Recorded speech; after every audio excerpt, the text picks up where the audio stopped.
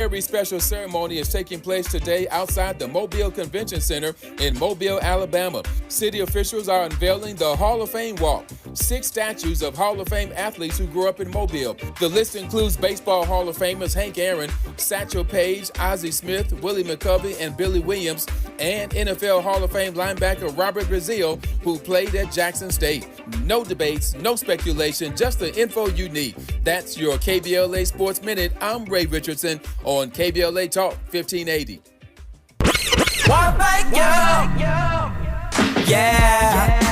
At KBLA Talk 1580, we're proud to be celebrating 4 years on the air, but we know we could not have made it this far without you.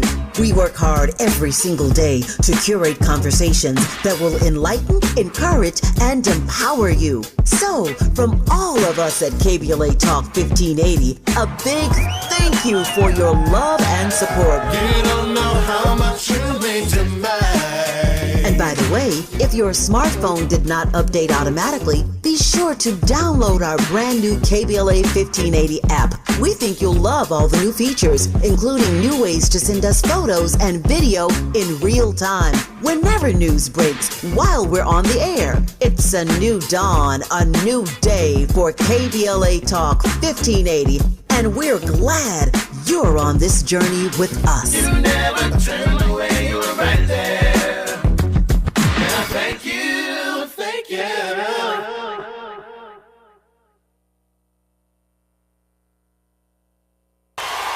One, two, three, go! Ha, ha.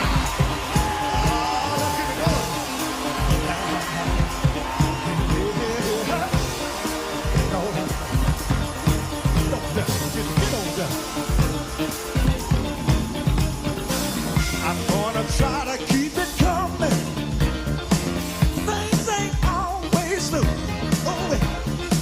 but I'll be alright as long as I can find the groove. Yes, I will. Yeah. Somehow I know that I can make it. You seem to like my style. All right. Don't you worry, I'm gonna be around a while. Yes, I will. I'm just happy to see you talk to me back in style again. Live from historic Leimert Park in Los Angeles, California, I'm Tavis Smiley, and I'm so glad to see you and me back in stride again.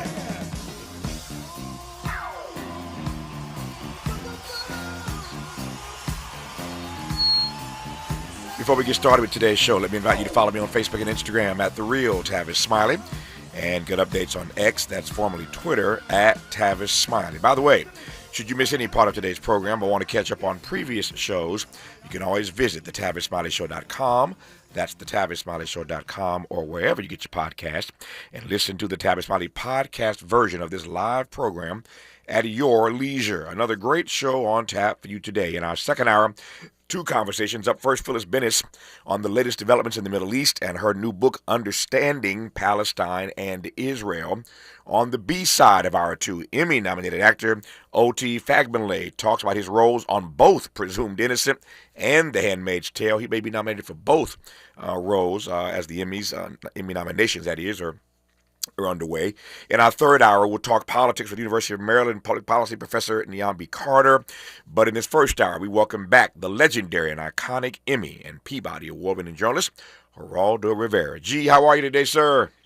All right, Tab. Great to talk to you. You're doing great, and everyone singing your praises. So I'm delighted to join you. No, you were kind, man. Good to have you back on the program. Let's jump right in and make the most of this hour. So Donald Trump announced last night that there is a ceasefire between Iran and Israel.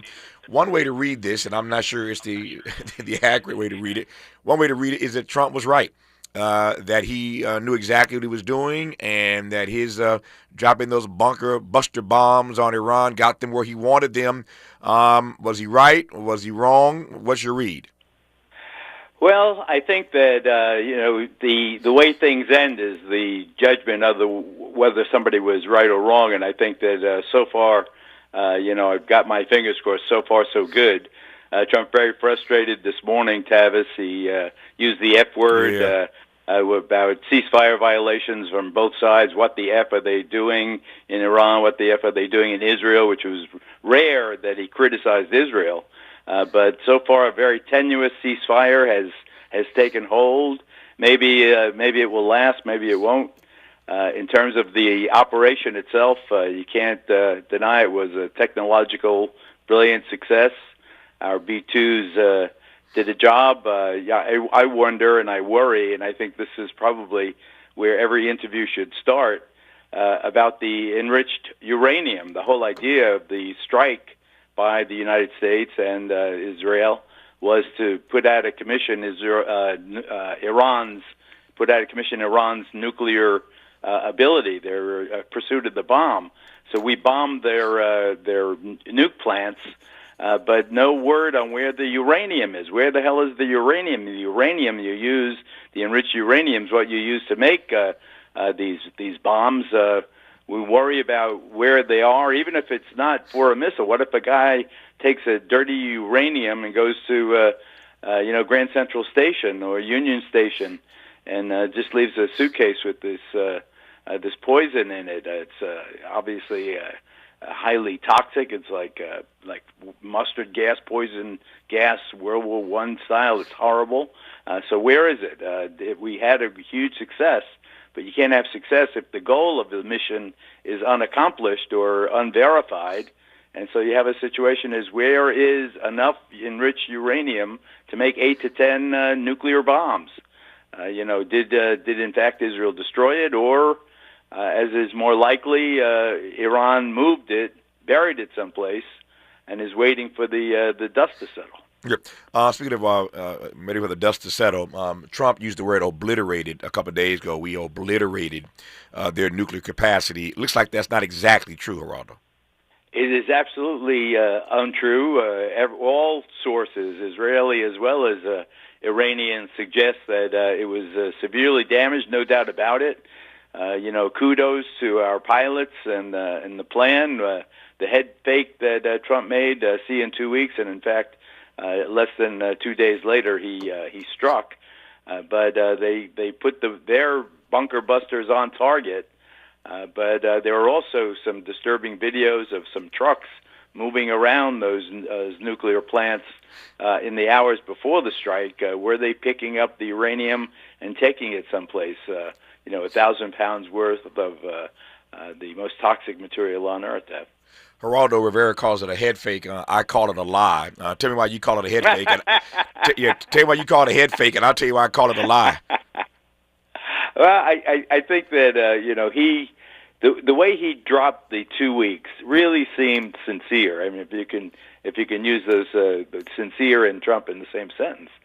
He seemed, that he was frustrated with Israel's continued strikes, that Iran wasn't listening, that he was going to let it cool down or whatever, take its course, and then they get the U.S. involved at the later stage, when in fact he had already set in motion this historic, and it was historic in terms of the distance covered and, all that, 18 hours in the air, and, it's very impressive technological achievement.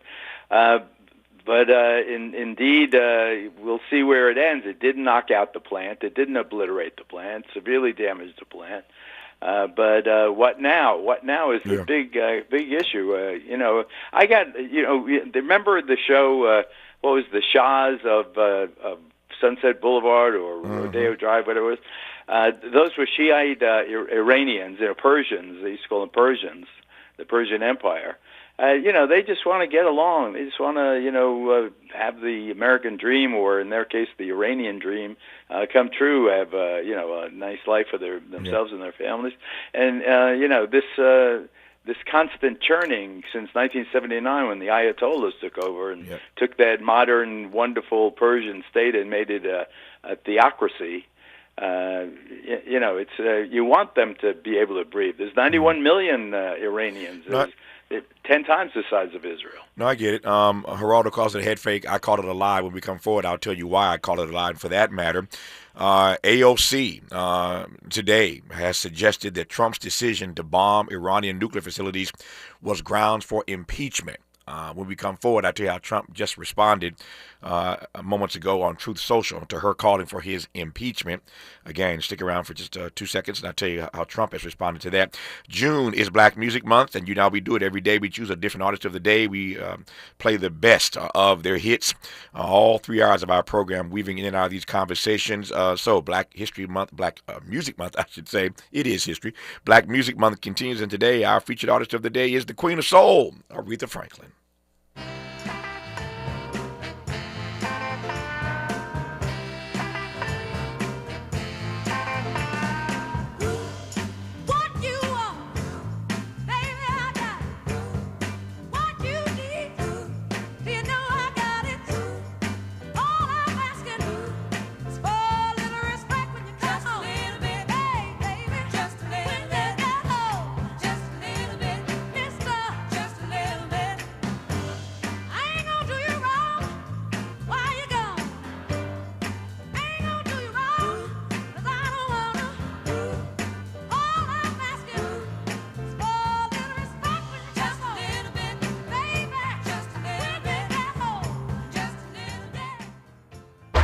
From Lamert Park with love, this is Tavis Smiley. Lena Bloom for the Bail Project. Imagine you're stuck in a jail cell and you can't afford bail and someone offers you a way out. Just plead guilty and you can go home and kiss your kids goodnight. What do you do?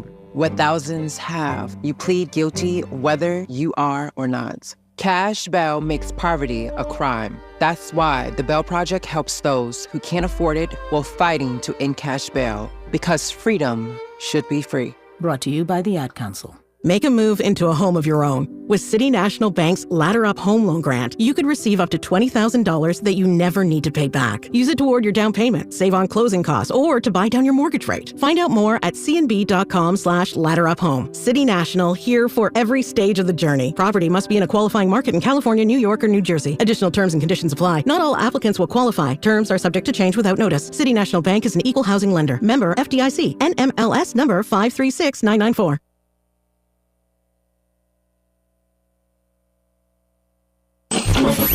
Freedom is an endless meeting, so let's get back to it with Tavis Smiley.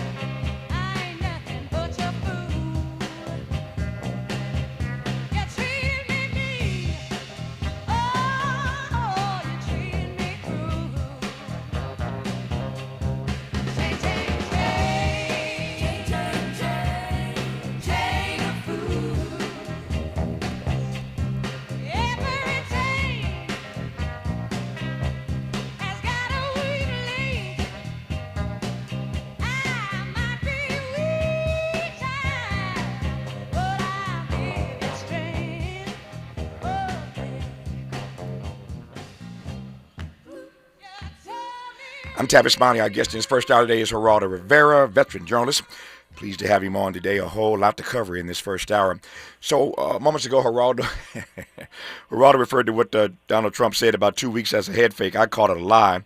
And there are a number of reasons that I could unpack for why I called it a lie, not the least of which is if you have been following Trump's Truth Social. I know you haven't. Unfortunately, I have to, given what I do every day. But Trump was really telegraphing, Geraldo, as you know, days before this, even before he made the 2-week comment. He was pushing out stuff like, you should leave, get out of Tehran. There's a big surprise coming. He was actually, pushing this stuff out on social media before the 2-week comment. I said last Wednesday or Thursday when I was a guest on C-SPAN, his finger is on the button. He's itching to do this. He is going to drop these bombs. I knew it as sure as my name is Tavis Smiley. He was going to do this. And again, I'm not a rocket scientist. He was telegraphing this stuff. So when he says that, I'll decide within 2 weeks, well, you got to juxtapose that statement with what he was already pushing out on Truth Social, number one. And number two, particularly and especially when it comes to war, the American people have to believe and trust that what the president is telling them is the truth. So I hear your point about head fake, but if he's telegraphing it already on Truth Social, is it really a head fake, Geraldo? Well, I think that I get your point. There's no doubt that he's been less than frank and truthful about everything. About everything. Many of about everything. About many things. Yeah. So it's hard to sort, something that's a strategy from, something that's too bad. Why is he doing that to us? Yeah. Why is he telling these falsehoods? But I think that in this case, right. Unlike immigration, in the case of Iran, it does seem as if he is in step with most of the American people who do not want Iran to have a nuclear weapon. Now, a lot of that has to do with how you phrase that statement. Now, do you say, do you want America to get involved with Israel and go? People say no. You say, do you want Iran to have a nuclear weapon? People say no. You want America to stop Iran from having a nuclear weapon? Probably yes. But to look to Trump for veracity, to look to him for candor or truthfulness, I think is kind of naive. I think you're absolutely right. But when you call it a lie, it just the people that support Trump say, "Oh no, he's an anti-Trumpy and this, that, and the other thing." So I just I'm glad that all our crews got back safely. I also think that in some ways, after the Israelis took out Hezbollah in Lebanon with those pagers that blew up and crippled them, maimed them. They took out the leadership of Hamas in Gaza. They took out the leadership in Syria. They're eliminating all of Iran's proxies, all of their friends. Iran's in a bad neighborhood and feeling very alone right now. So I don't know. I just hope that things work out because you don't want 8 to 10 pounds of explosives exploding someplace, or just the radiation poisoning a community or whatever it is. You got to, we got to keep our fingers crossed that this world of ours holds together a while. It's very frightening. It rolled off of Geraldo's lips so smoothly and so easily that we should not necessarily be looking to the President of the United States for candor and truth. That's an arresting statement, that we should not be looking to the President of the United States for candor and truth. I'm going to leave that alone, Geraldo. I got a smart audience. They understand my point of view. I'll leave it where it is. Let me ask you this, though. I was in a conversation with some people last night, and it was fascinating dialogue, and a couple people were arguing in this conversation, or suggesting, and I think they're right, that Bibi is playing Trump like a fiddle. I raised this issue yesterday in different contexts. My point yesterday, as I recall, was that Bibi Netanyahu got Donald Trump to do his dirty work. You will never make me believe, I said it yesterday, I'll say it again today, there's no freaking way, Geraldo, that we would let Iran, that U.S. intelligence would be aware that Iran was 2 weeks away from completing a nuclear weapon, and now all of a sudden we got our backs up. All of a sudden our ire is up. I mean, one of two things: either U.S. intelligence is completely lacking, and we're in trouble if we get this close to somebody developing a nuclear weapon, and we just found that out, or it's a ruse, it's a lie. And Bibi sold Donald Trump on this ruse, on this lie. Trump fell for it, and Bibi played him like a fiddle and got Trump to do his dirty work. But you can't convince me that we just found out that they're 2 weeks away. I'm not buying it, G. Well, here's what I tweeted 2 days ago. Quote, Netanyahu has suckered Trump and the USA into another forever war with Iran. Yes. It was pretty clear. What does Trump expect humiliated Iran to do now? Turn the other cheek? Are we going to obliterate Iran? Where do we go from here? Should we wait 2 weeks, quote unquote? Remember shock and awe? How did that turn out long term? So I get it, and I think that Netanyahu is. You're absolutely right, Tavis. He is absolutely playing Trump. Trump thinks he's the smartest guy in the room forever. Netanyahu has held off. Look at what's happening in Gaza and how relatively muted America's response has been to that. Trump knows what he's doing. Sometimes he looks like a bumbling, dopey, self-centered reality show contestant, and then you see maybe he's got an agenda. But in this case, his agenda is to be Bibi's best friend, to be Netanyahu's friend, to do what Netanyahu wants, to make sure there's no space between Israel and the Trump administration. I think he succeeded in that. Yeah. I wonder to what extent the success, I'm putting that in air quotes, the success of this mission in terms of the damage they did to these nuclear sites, these three locales in Iran. I wonder to what extent that success, say nothing of the fact that he was able to announce basically 24 hours later, 36 hours later, that there's a ceasefire. To what extent does this embolden Donald Trump? And to say nothing of how he used, or some believe misused his presidential power. We'll come back to AOC's comments in just a second. But how does the success of this mission and the fact that he got a ceasefire out of it embolden Donald Trump and the Hawks? Well, I think that many of the Trump acolytes and advocates are suggesting that Trump should get the Nobel Peace Prize. That he, look at this ceasefire he managed to pull out of thin air. I think it's in some ways it's ridiculous, but if he can get Russia to stop bombing Ukraine, if he can get Israel to stop bombing Gaza, if he can get Iran to abandon its nuclear program, then damn, I'll be for his Nobel Peace Prize too. I just think that's a stretch. Yeah. Well, speaking of stretch, can I keep it real? Can I be honest with you? After these years. Yeah, it's no more of a stretch than Obama getting the Nobel Peace Prize. Well, let me just be clear. Obama getting the Nobel Peace Prize was a joke, and everybody knows it. I'm not hating on Obama. Go back and recall what Obama did, and how he ended up getting a Nobel Peace Prize for it. Obama, don't get me started. But it's a joke, Geraldo. It was a joke then. It's a joke now. Well, you and I have never agreed about President Obama, but I think that in this case you're absolutely right. He hadn't done anything. He had been elected, and it was such a huge collective sigh of relief that finally a black man had been elected president. After 250 years of the existence of the country. So I think that it was the fact of his being and his being president. Gave the whole world a tremendous sense of kind of collective achievement. But he had not done, and I almost got killed in Libya, famously. 2011, 2012. Those were terrible, terrible years in the Arab Spring aftermath. He went there very naively. He said to the Arab masses, where's your democracy? Rise up against your leaders, and it ended up with anarchy and many, many people being killed. And he did not deserve the Nobel Peace Prize.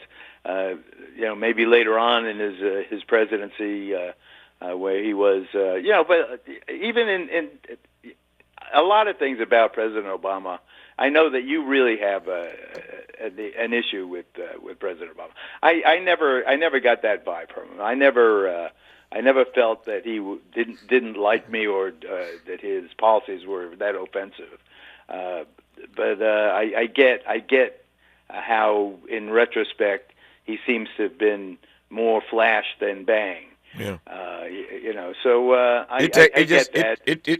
Certainly, just in terms of the Nobel Peace Prize. Yeah, it took you a while to catch up, but I still love you. Yeah.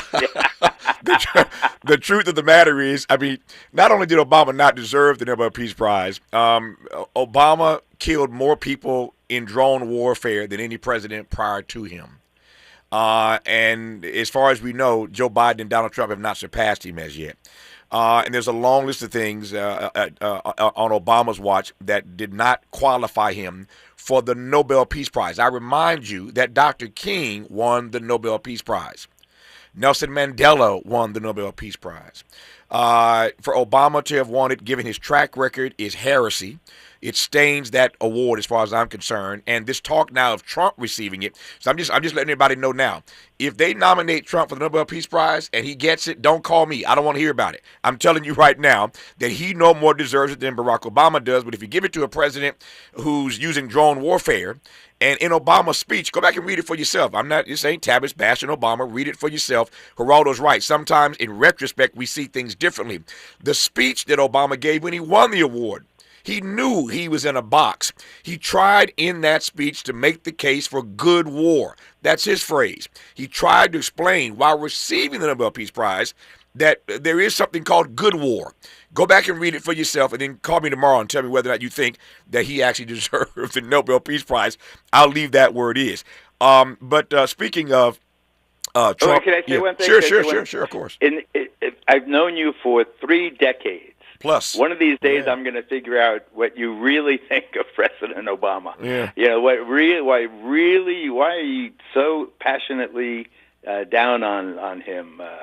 When people tend, retrospectively, ex post facto, to look back with nostalgia. Yep. Like Jimmy Carter was resurrected by nostalgia. You don't have any sense of that with Obama. That's pretty clear. No. I think well, let me. Since you went there, let me go there. It's taking us a bit of field, but I'm okay with that. So I've said 1,000 times that I never hated Barack Obama. I knew Barack Obama before most people did. Barack Obama was engaged in my foundation. You know, Barack Obama sought me out 20 years ago and said, I want to meet Tavis Smiley. I went to Chicago. I met with him for 4 hours, and he got involved in my foundation. I knew him before the nation knew who he was. So I have nothing against him. It's not that I ever hated Barack Obama. I just love black people. And I don't think that great leaders are born. Great leaders are made. They got to be pushed into their greatness. And so we could spend hours just sort of unpacking the ways in which I think Obama didn't step into his moment the way he should have. And there's all kind of pushback that I've received for years, of course, for saying that. But I have nothing against him whatsoever on the things that he did right. Speaking of people's bad memory, you know how many times I debated Bill O'Reilly about Barack Obama? That was fun. Yeah, whenever I went on Fox News or anyplace else to defend Barack Obama, nobody remembered that. I defended him all the time on the things that I thought he did that were right. But whenever I offered any critique, everybody lost their mind, as if I couldn't critique him. Barack Obama ain't Jesus. He don't walk on water. So the truth of the matter is, if you go back and look at my body of work, look at all 8 years and all the conversations I had, what people have done is to cherry pick the things that I said that were a critique of Barack Obama. They never give me credit for the things I did to defend him, including debating Hannity, debating O'Reilly, and everybody else in defense of him when their white supremacist agenda was pushing up against him. So I'll leave it there for now. I'm up against the clock. More when we come forward with Geraldo Rivera on Tavis Smiley.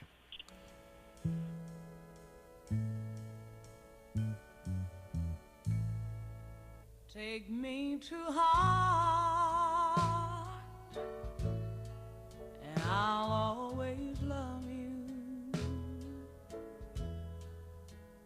and nobody can make me do wrong. Helping to stretch your moral and political imagination. This is Tavis Smiley. Paid for by government.com. Did you know? The United States Mint has issued a new Morgan silver dollar coin in proof condition for the first time. Not only that, they are also minted in 99.9% pure silver for the first time ever in history. Coin experts are calling this an amazing opportunity for anyone that knows the enduring popularity of Morgans. But you must hurry. Only 400,000 of these legal tender silver dollars were issued. These first ever Morgan silver dollars are brand new with stunning mirror-like finish, minted by the iconic San Francisco Mint. Call now and you're guaranteed a new first ever 99.9% pure silver proof Morgan dollar. To learn more, call 1-800-973-9717. If you order now, you will receive a free coin collector bonus pack, a $25 value, free with every order. Call 1-800-973-9717 now to secure your new Morgan silver dollars before they are gone. That's 1-800-973-9717.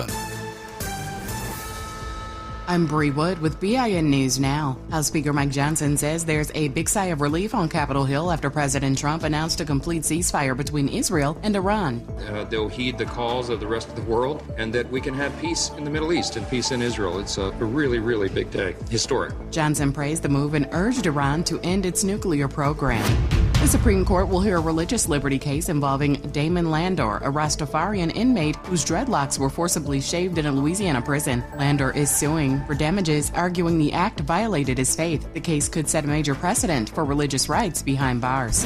And actress Lynn Hamilton, best known as Donna on Sanford & Son, has died at the age of 95. She also starred in The Waltons and Roots: The Next Generations. Hamilton passed away of natural causes at her Chicago home, leaving behind a legacy of grace and groundbreaking roles. Get BIN News Now on demand 24/7 on the iHeartRadio app.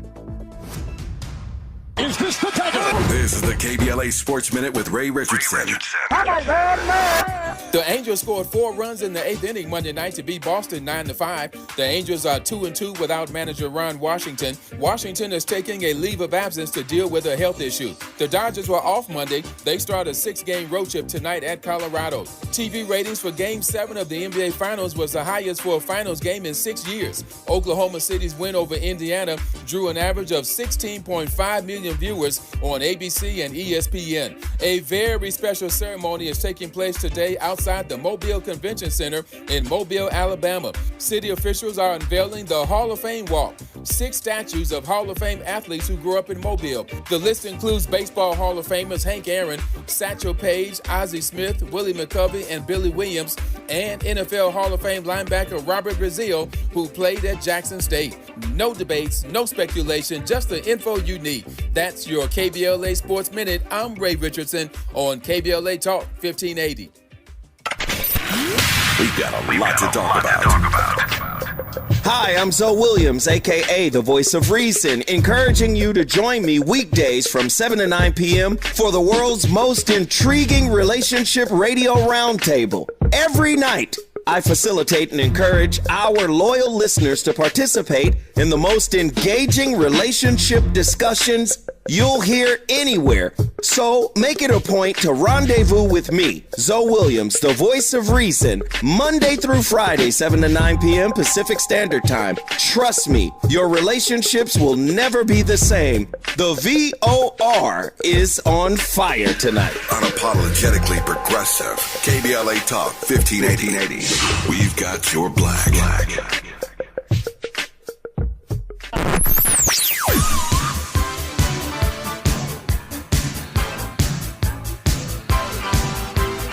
This is KBLA Talk 1580. Talk radio. That's music to your ears. We're unapologetically progressive. KBLA Talk 1580. My mom has decided to learn to paint, and she's good. My dad's now into creative cuisine, and I've already put on 6 pounds. Learning new things comes with age. My mom, she started forgetting my name and what we're talking about.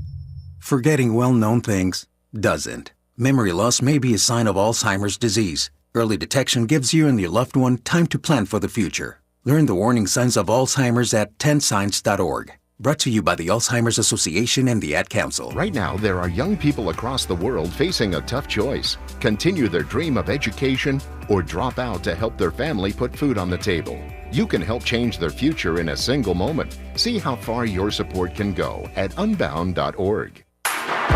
Less monologue, more dialogue. Tavis Smiley continues right now.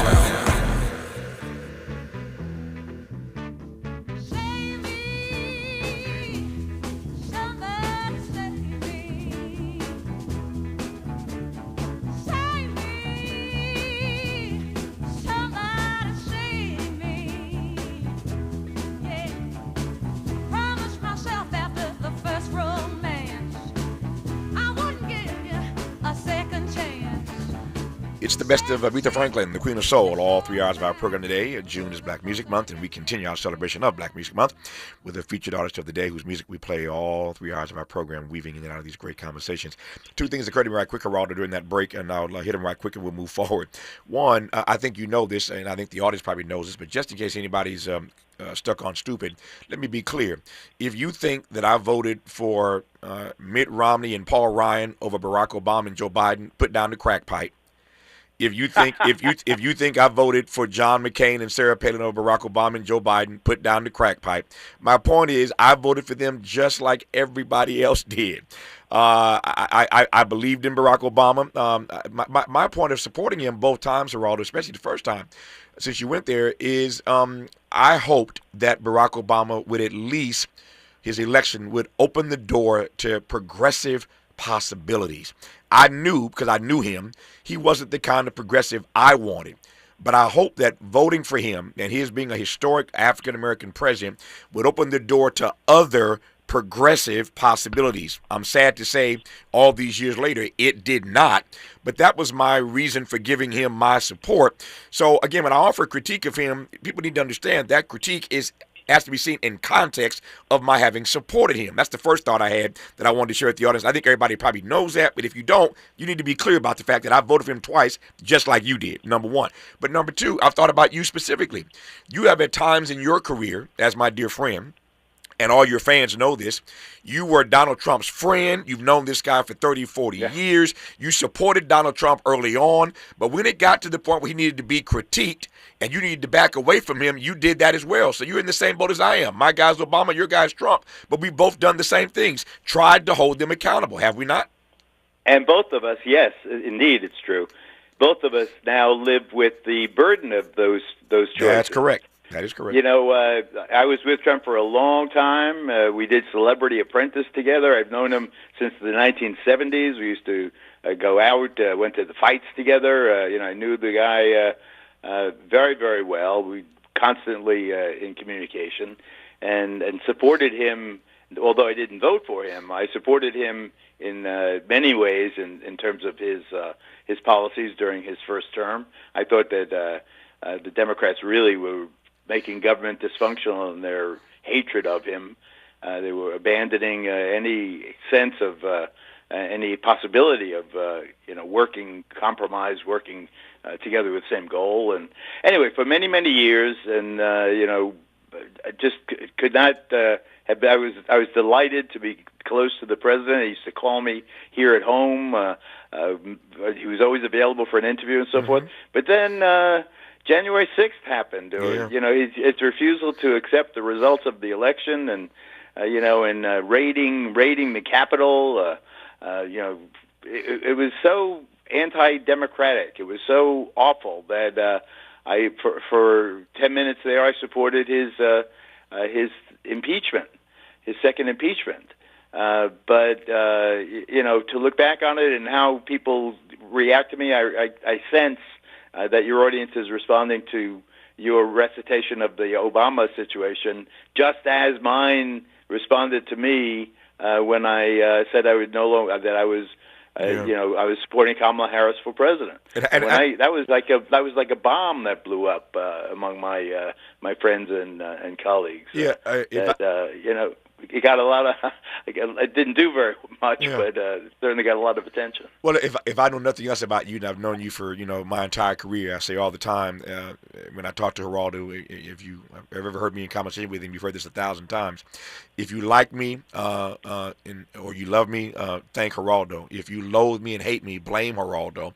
He's the one that first put me on national television all those years ago that led to my having my own show, my own career. But Geraldo was there to open the door for me, to usher me into this room of national media long ago. And for that, I am forever grateful. I love him dearly, and he knows that. That said, if I know nothing about Geraldo, I know that he has really tough skin. He's a tough guy.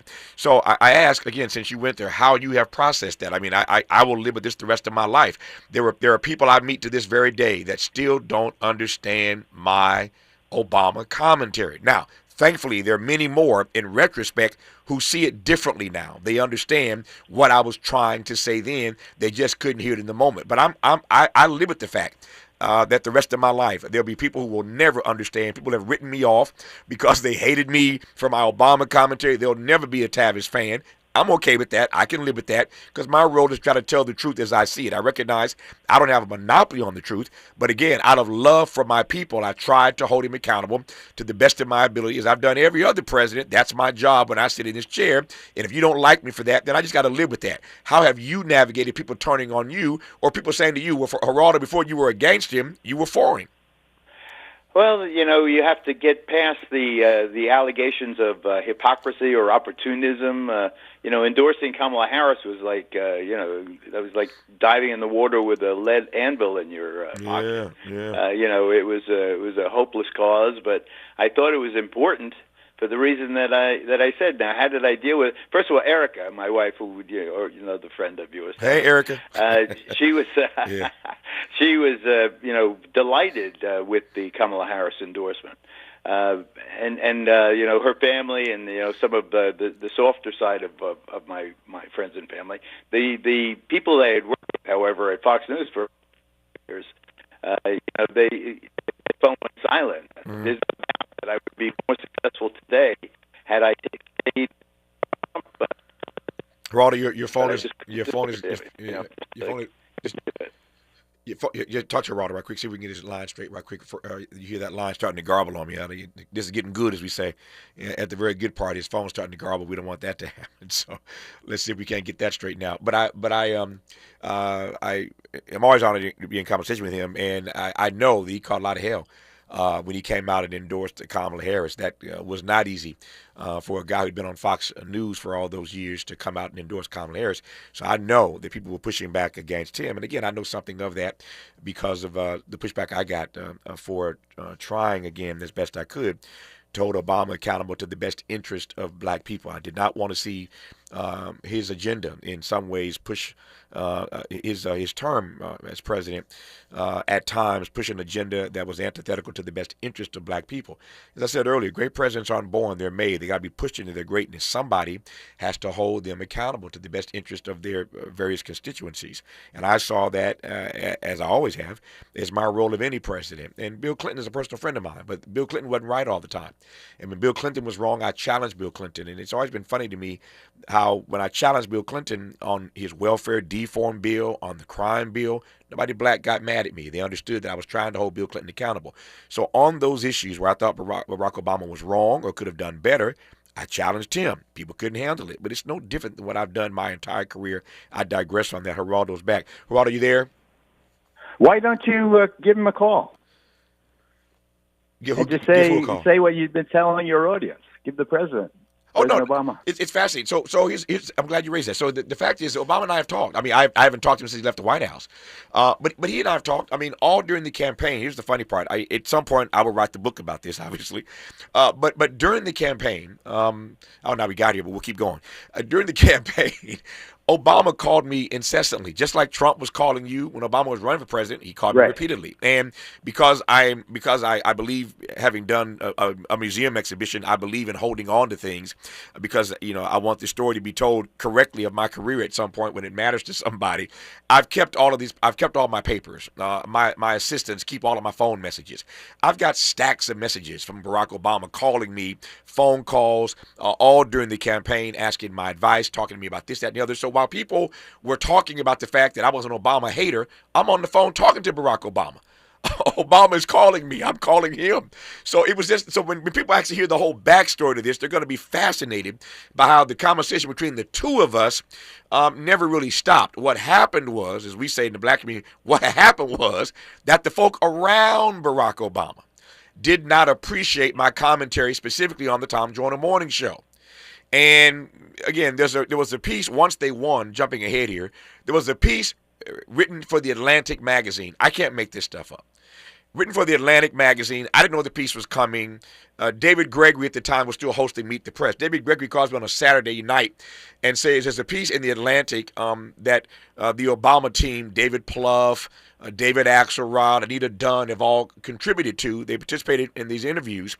And they say in this piece that they had one hurdle they needed to get over for them to win the black vote. You recall early on, Hillary was leading Obama with the black vote 2-1 until, of course, he won Iowa, and then things started to shift. So these Obama people say, essentially, in this Atlantic article, we had one hurdle we had to get over. Tavis Smiley was the voice in black America.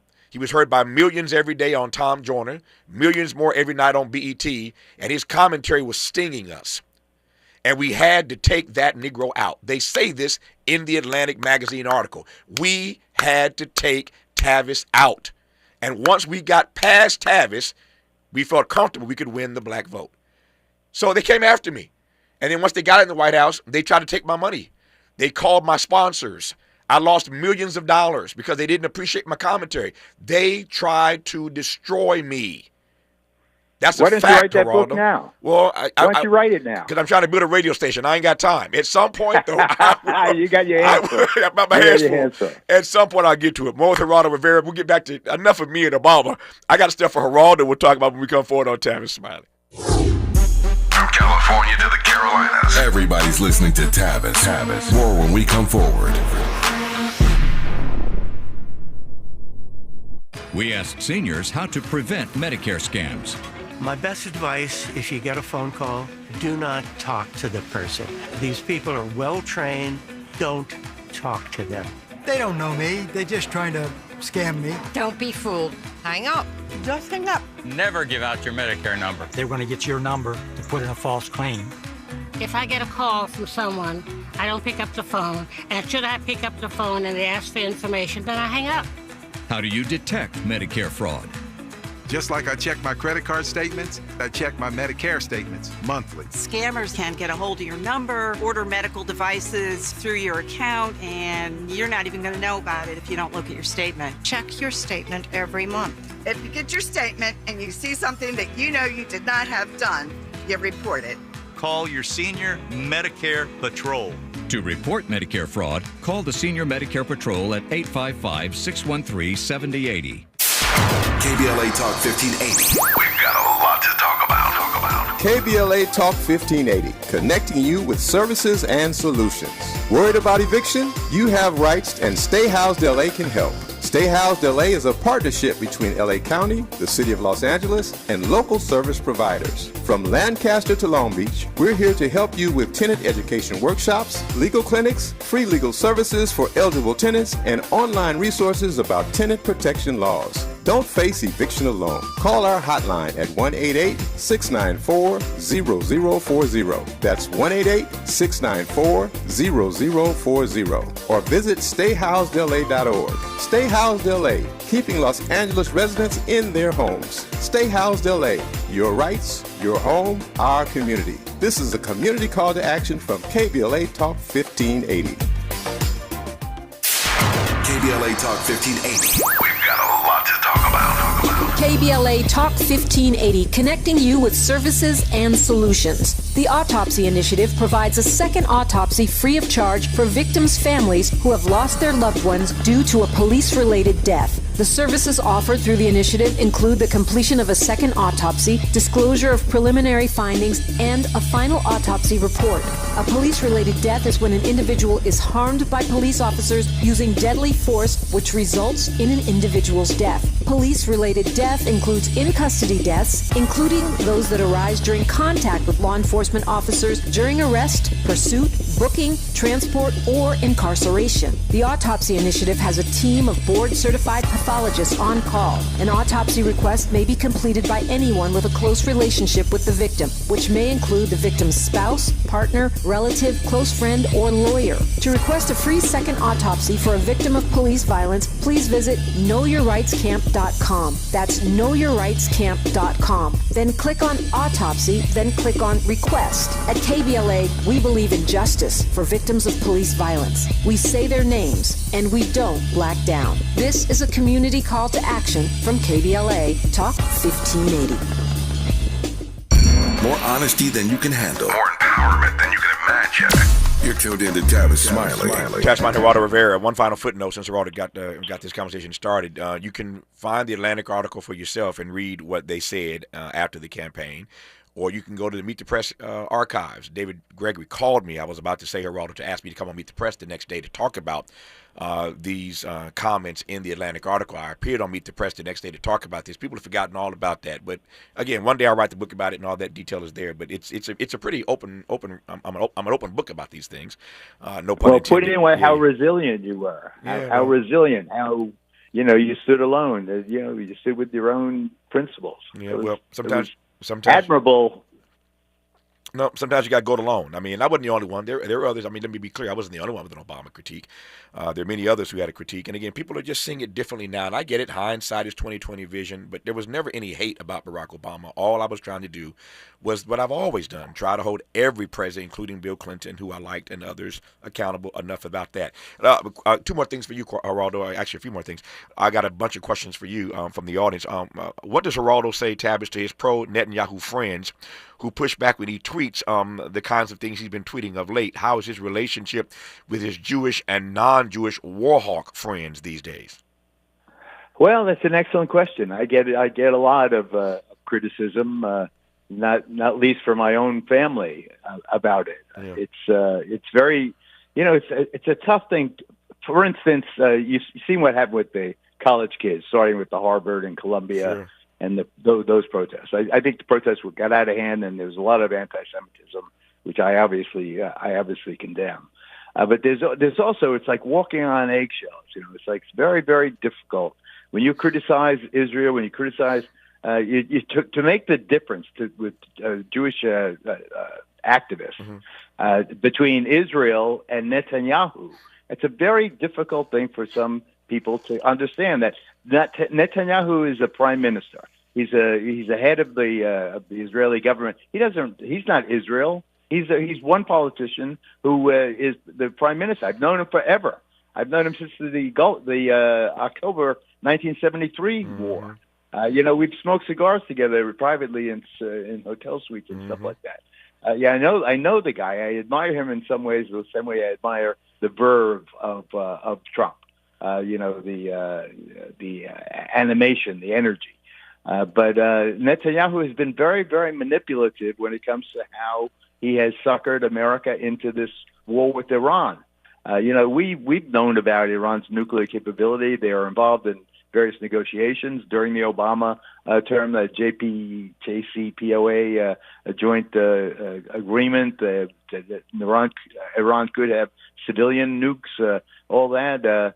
But this is it's very, very hard when you say Netanyahu overstepped, Netanyahu suckered in Trump, and Netanyahu should lay off the civilians in Gaza. You're not saying, I'm not saying, obviously as a Jewish person, I'm not saying that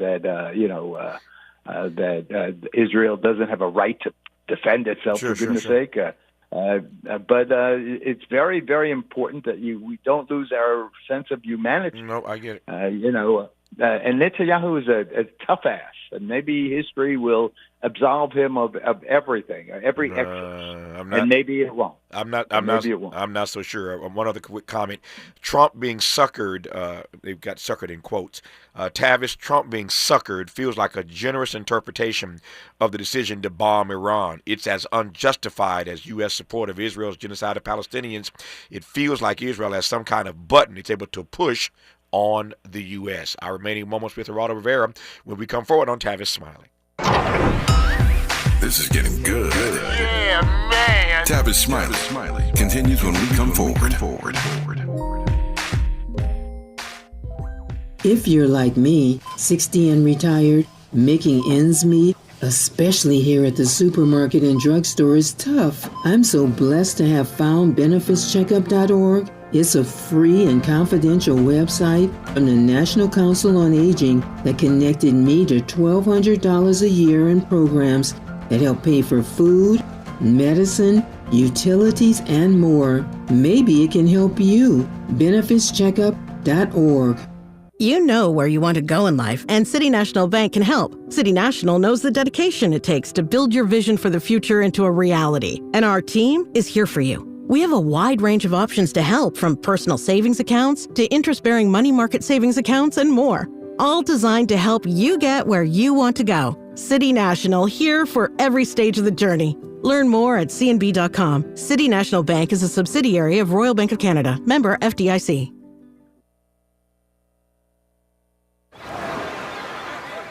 Hear that? That's the sound of your life. Perfectly imperfect. Beating in rhythm to the world you've created. But every time you drive after drinking, the music gets drowned out. Your life sounds pretty great. Don't let a buzz ruin it.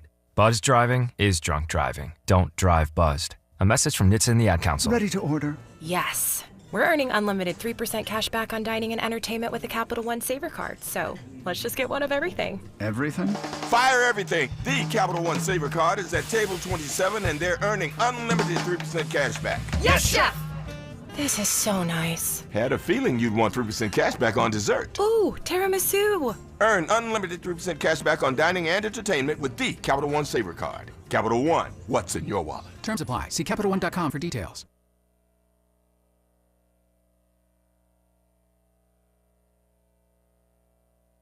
Helping to make you the most knowledgeable person in your circle of friends. This is Tavis Smiley. Tavis Smiley, Geraldo Rivera, at least for the next 3 minutes here in this hour. Geraldo, I mentioned earlier that AOC said earlier today that Trump's decision to bomb Iranian nuclear facilities was grounds for impeachment. Trump, in a very long Truth Social post, ended with these words: "She and her Democrat friends have just hit the lowest poll numbers in congressional history. So go ahead and try impeaching me again. Make my day." That's Trump's response. But is this talk of impeaching him, or at least suggesting that what he did in Iran is worthy of impeachment? Is that helpful? Is that a good strategy on the part of Democrats, given what AOC said today? It's a terrible strategy. It's a way for Democrats to continue to marginalize themselves. If you're going to go to impeachment for everything that a president does that you disagree with, how can you govern? I think it's really bad news. I like AOC very much. Puerto Rican, from the Bronx. My 3 grandchildren lived in her district for many years. She's someone who I applaud her career. I'm a big fan of hers. But the Democrats can continue to marginalize and doom themselves with that kind of rhetoric, that kind of approach, where you bring out nuclear weapons, political nuclear weapons, the bunker buster of politics. When it comes to Trump, it's ridiculous. Yep. It's sad. It's marginalizing. I got 90 seconds. I'll give it all to you. Let me put to you the question that you raised earlier, not at all rhetorically. So there is, at the moment, at least a ceasefire. So the question you raised earlier, which I'm raising to you now, is what now?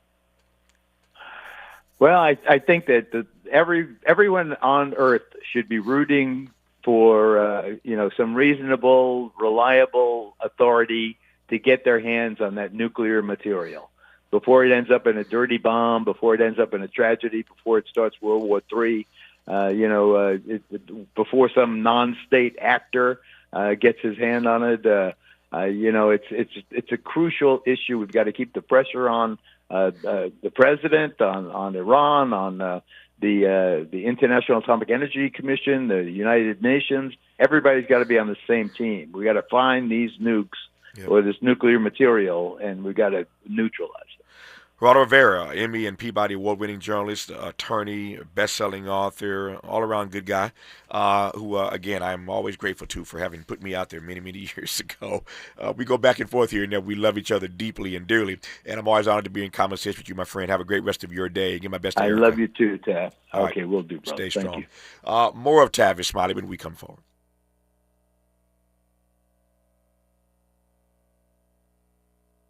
KBLA 1580 Santa Monica. I'm Bree Wood with BIN News Now. Governor Gavin Newsom is vowing to fight a federal appeals court ruling that lets President Trump keep National Guard troops in Los Angeles. Congressman Kevin Kiley says the court ruled correctly. It was perfectly within his powers as Commander-in-Chief to send the National Guard there to restore order. Newsom blasted the deployment at anti-ICE protests, blaming Trump for escalating tensions. Black farmers are sounding the alarm as the Trump administration slashes DEI programs and funding. Advocates say the cuts are worsening access to loans and land, with foreclosures on the rise. A revised aid program lacks race-specific support. And NBA star James Harden is being sued after a woman says his nephew assaulted her at a New Year's Eve party at Harden's home. The lawsuit claims his security team failed to protect her and removed her friends from the house. She's seeking over $100,000 in damages. Get BIN News Now on demand 24/7 on the iHeartRadio app. Well, traffic should get better through Cerritos. They just cleared that crash out of the way for you off the 91 West just before Pioneer. All lanes have been reopened, but traffic's still trying to recover. A bit slow from Artesia. Then in Anaheim Hills, 91 West just at Lakeview. That's a stalled car blocking your right lane. It looks like that backup's going to start at Imperial. Then we still have that slow and go through Burbank, 134 East just before Bob Hope Drive. It is going to get better, though, because it's out of the way, but you still have some slow speeds from that 101-170 split. Is this the time? This is the KBLA Sports Minute with Ray Richardson. The Angels scored 4 runs in the 8th inning Monday night to beat Boston 9-5. The Angels are 2-2 without manager Ron Washington. Washington is taking a leave of absence to deal with a health issue. The Dodgers were off Monday. They start a 6-game road trip tonight at Colorado. TV ratings for Game 7 of the NBA Finals was the highest for a finals game in 6 years. Oklahoma City's win over Indiana drew an average of 16.5 million viewers on ABC and ESPN. A very special ceremony is taking place today outside the Mobile Convention Center in Mobile, Alabama. City officials are unveiling the Hall of Fame Walk, 6 statues of Hall of Fame athletes who grew up in Mobile. The list includes Baseball Hall of Famers Hank Aaron, Satchel Paige, Ozzie Smith, Willie McCovey, and Billy Williams, and NFL Hall of Fame linebacker Robert Brazile, who played at Jackson State. No debates, no speculation, just the info you need. That's your KBLA Sports Minute. I'm Ray Richardson on KBLA Talk 1580.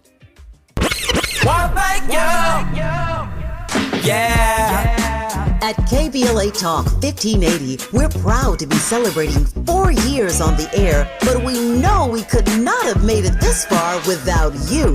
We work hard every single day to curate conversations that will enlighten, encourage, and empower you. So, from all of us at KBLA Talk 1580, a big thank you for your love and support. You don't know how much you mean to me.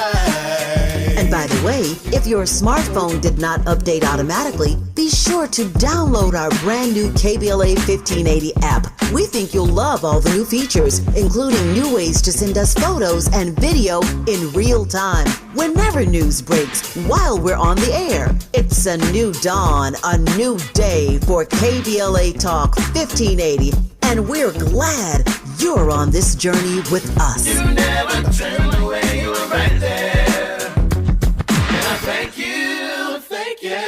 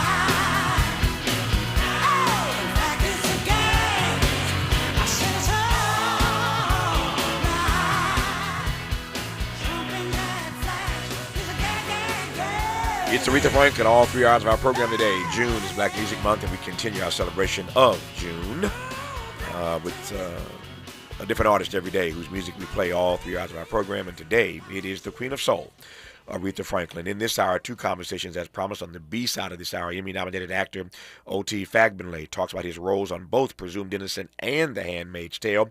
He may be nominated for both. Emmy nominations are underway, so we'll talk to OT on the backside of this hour. But we commence this hour in conversation with Phyllis Bennis on the latest developments in the Middle East and her new book, Understanding Palestine and Israel. She is the director of the New Internationalism Project at the Institute for Policy Studies, and I'm delighted, as always, to have her on this program. Phyllis, how are you today? Congrats on the book. Thanks, Tavis. Great to be with you today. It's good to hear your voice. We talked about some of this in our first hour, but I want to do it a little differently in this hour, this half hour I have with you. Of course, it is the story of the day. There is a ceasefire now. We are told by Donald Trump, Iran, of course, and Israel have confirmed that. But I just want to get a couple of questions out about Iran. I really want to spend this half hour talking about your new book, Understanding Palestine and Israel, because these things are not disconnected, as it were.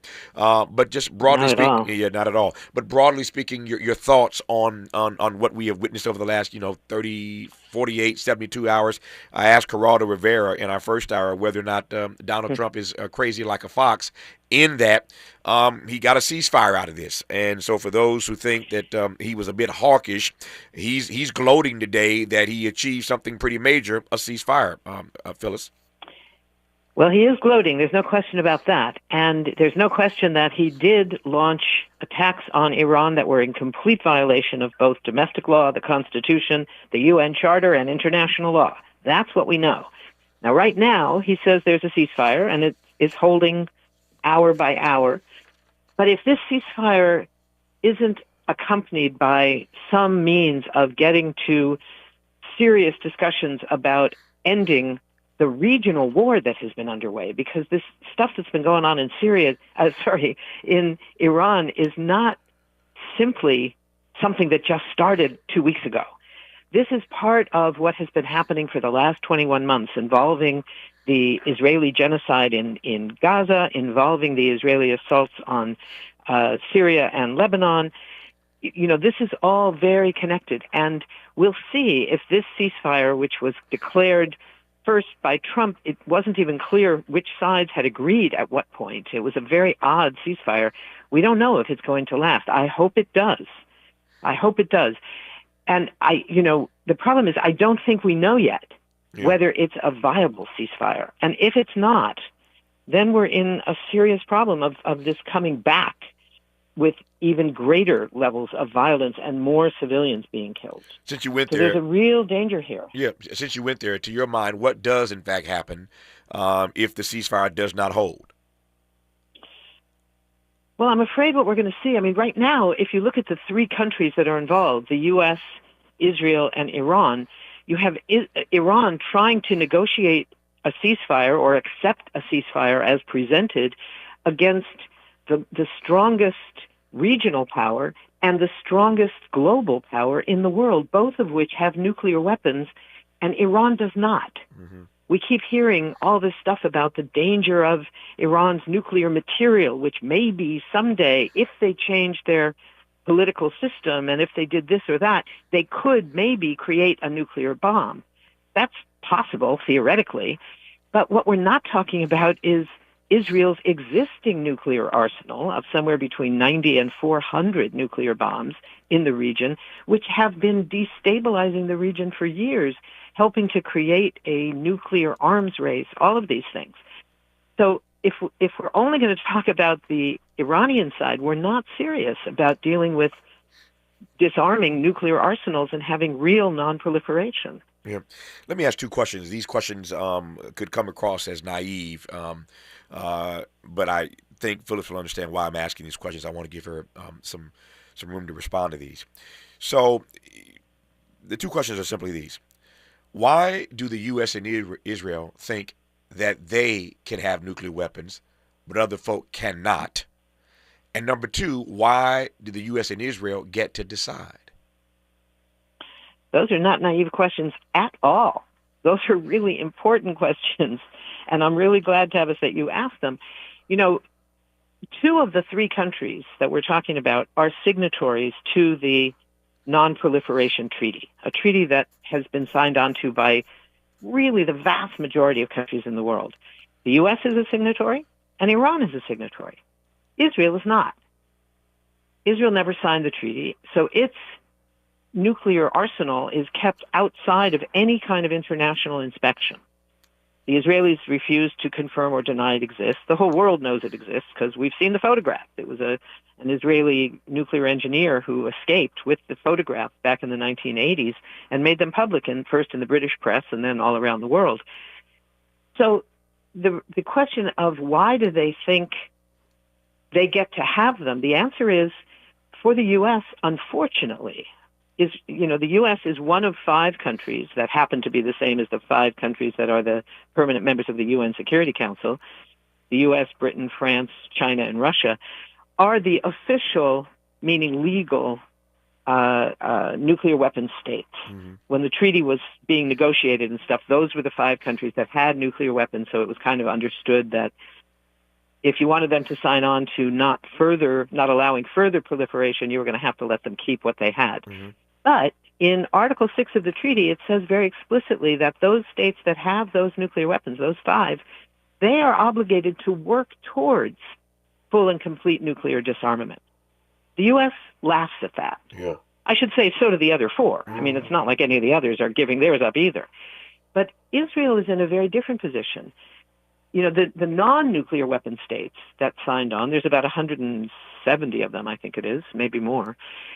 They agree not to ever get or try to make or buy or get a nuclear weapon.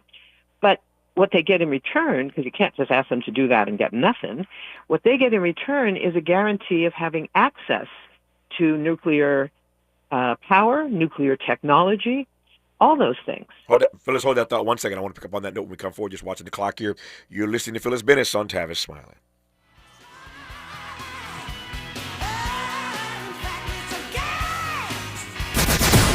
Generous listening. Charitable listening. It's why everybody wants to talk to Tavis. The conversation continues when we come forward.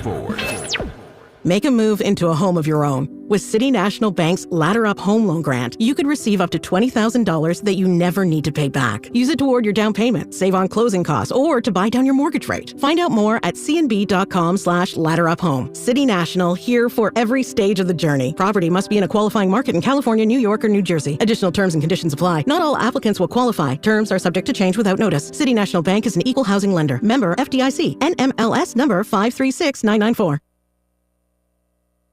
My mom has decided to learn to paint, and she's good. My dad's now into creative cuisine, and I've already put on 6 pounds. Learning new things comes with age. My mom, she started forgetting my name and what we're talking about. Forgetting well-known things doesn't. Memory loss may be a sign of Alzheimer's disease. Early detection gives you and your loved one time to plan for the future. Learn the warning signs of Alzheimer's at 10signs.org. Brought to you by the Alzheimer's Association and the Ad Council. KBLA Talk 1580. We've got a lot to talk about. KBLA Talk 1580 reminds you that we keep us safe. Every girl deserves a chance to shine. That's the belief behind Forgiving for Living, Inc. Since 1999, this organization has been empowering at-risk girls ages 13 to 18, helping them overcome behavioral and mental health challenges. Founder Wendy Gladney's personal journey inspired the mission to give girls hope and purpose through the power of forgiveness. Through their ambassador program, workshops, and annual conference, Forgiving for Living has touched over 3,000 young lives, providing mentoring, life skills, training, and tools for building self-esteem and confidence. You can make a difference. Visit forgivingforliving.org to donate, volunteer, become a mentor, or find help for a young girl in need. Forgiving for Living, Inc., building brighter futures for young girls. Visit forgivingforliving.org today. This is a community call to action from KBLA Talk 1580.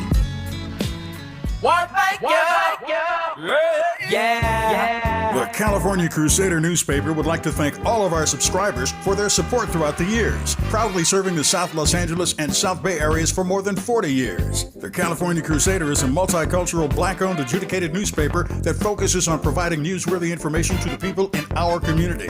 We're constantly looking for ways to assist businesses in our community to connect with our subscribers. We provide low-cost, effective ways to promote your business with our reasonable and affordable advertising rates. You can participate by suggesting, sharing, and submitting your stories on the California Crusader newspaper Community Share Facebook group page, or visit our website at cal-cruise-news.com. That's calcruisenews.com. Then click on the Submit Now button located on the top right corner of the homepage, or text CCN to 42828. Again, text CCN to 42828. The California Crusader newspaper, working together to build a better community for our future. Subscribe today. Made fresh daily in Leimert Park, Los Angeles, California. You're listening to Tavis Smiley.